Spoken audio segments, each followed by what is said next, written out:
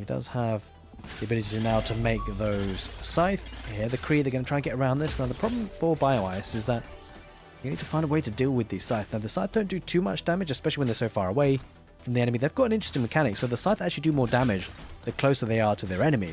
And they have this sort of shield ability that can help them tank a lot. But the Gaunts, actually, to be fair, they do a lot of damage, it seems, to the Scythe. Going to try and pick one of those Harbingers down. Doesn't quite manage it. And I suspect the Harbingers should be able to hightail it out of there. Now, great thing about the Harbingers, by the way, nice mechanic is that when they do deploy to the ground, they make the Shroud. So it really helps out the Gaunts have a lot of longevity, or whatever units inside there, to be fair. That's a lot of Kree, though. They can go for that 4th base expansion. They should be able to take out a lot of workers here. Despite the 4 Shroud Stones, I mean, the Shroud Stone manifestation comes out, but this is not going to hold that. Gaunts coming into the fight, but he's probably going to lose a lot, if not all of those Imp Workers. And the Kree might even get around on some of the Harbingers. He takes 2 of them down. And there's not too much there for the Gaunts to retreat into now. And the explosive Kree should be able to take out even more of these Gaunts. A lot of them have gone down. Almost lost all of them. That's a big fight there for Ray Rain. He took out a lot of the Imp Workers. He took out a lot of the Gaunts with just... But to be fair, it wasn't a handful of Kree. It was quite a few of them. That's a great fight for the Celestial Armada, no doubt about it. And I wonder if Bio-Ice is going to continue with this game plan with more Gaunts and Harbingers. I'm not so sure it's going to work. Now might be a good time to switch up. He's probably going to lose a shrine as well. That's a lot of... Yeah, he's going to lose a shrine for sure. Just too many Kree for this to be dealt with. Going to send... those workers need to back away. Bio-Ice. Uh-oh. He's going to lose a couple here. Yeah, he does react now. And not before he loses a couple more. Yeah, good splitting off of the Kree. One there to go to the 2 straggling behind workers. That's a lot of Gaunts though, heading to the fight. They've got good mobility, to be fair, so they should be able to kite this pretty well. But the problem is, once the Kree get on top of the Gaunts and they explode, they do so much damage. He's getting on top of it. Quite a few Hexens there, actually, surprisingly enough. The Kree mass is about to start to go down. He's actually heading back. I'm not so sure why. He probably should have just committed with that. But either way, he took out a lot of Gaunts in the process. Maybe that's why. A couple of Harbingers coming up on the right side. And you know what? Ray Rain has lost a lot of units. He's killed a lot, to be fair. But he might be under pressure now. Of course, the economy for Bio-Ice is carrying him through the game, really. Whilst he is losing a lot of units, he's able to replace them pretty quickly because of the great economy he's got. Let's snap out the Fabricator. Cut off a bit of Ethereum income. Is going to hightail it out of there. Bit of a hit and run from the Infernals. We see an Animancer out there for the Celestials. It's a great unit. I'm super excited for it. There's one ability in particular which I'm really excited to see. It's called Dark Prophecy, and boy does it do a lot of damage. It triggers a singularity in a small area, and what it does is it causes enemies to take 20 damage per second for 2 seconds, and then 40 damage per second for the next 6 seconds. So if your enemy sticks around there for too long, you know, they're going to get absolutely decimated. That is for sure. Kree going to jump on through, but there's a lot of Fell Hog cutting them off, and I think only about 3 of them go through, but that might be enough actually. Yeah, he's going to get so much value out of this, even with just 3 Kree. Especially with the explosions coming out here soon. Yeah, loses quite a few of these workers for sure. It's incredible how much damage these Kree can do actually. It's devastating. He's going to get a couple more with the explosion. There it is. Goes down to 3 workers on the Luminite node. And that really was a lot of damage. A lot of Gaunts going forward though. There's a couple of Animancers does use the Dark Prophecy ability, and that does so much damage. Takes out so many Gaunts. And so many on low health. And there's actually going to walk back into the Dark Prophecy. He does lose a couple more. The Kree going to get on top of the Hexens. This is a great fight here for Ray Rain, I got to say. Dark Prophecy again. Once again, Gaunts are melting to it. It does so much damage. The Kree going to retreat, as are the Animancers. Only 3 Animancers were there, but he was able to push away so many Gaunts. And yeah, you got to feel like Gaunts are a bit tricky in this matchup, especially against those Animancers. But it's still going to try and get some value. Going to pick off this one Kree in the creep camp, no doubt. But it's certainly been a crazy couple of minutes here for this match, with Ray Rain doing so much damage to the economy and then killing so many Gaunts. I've got to say though, Bio-Ice still has a lot of units left, which is kind of crazy to think about.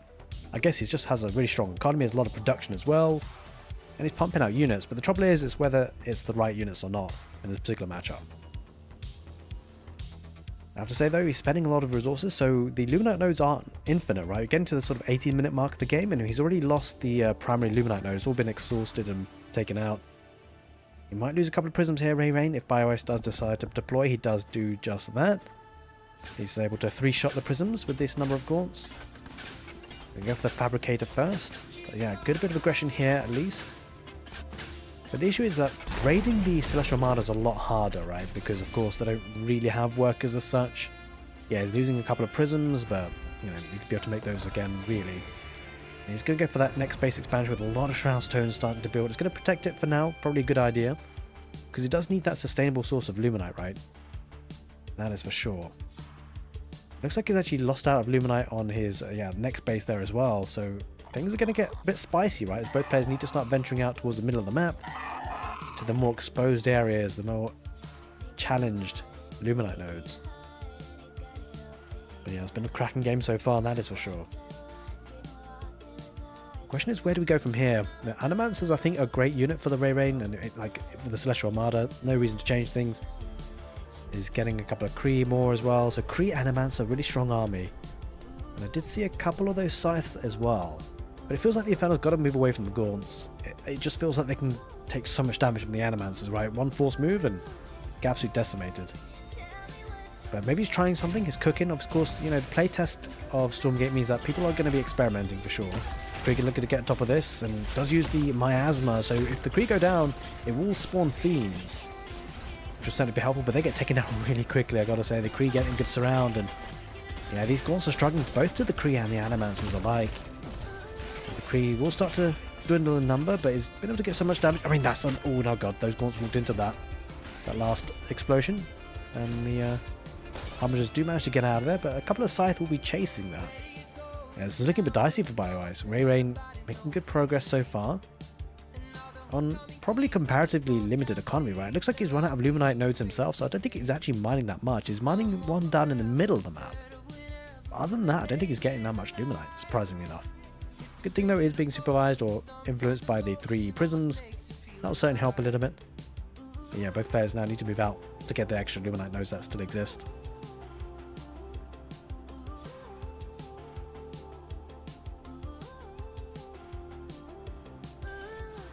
He's got a couple of these guarded nexuses, by the way. I suspect it's going to be helpful for the repairing, right? Because it is an upgrade structure, so you only kind of really need one usually. But he's probably using it for the healing. There's 4 Harbingers again. He's going to keep on with the Gaunts. To be fair, it's kept him into the game until 20 minutes, so he's always doing some work.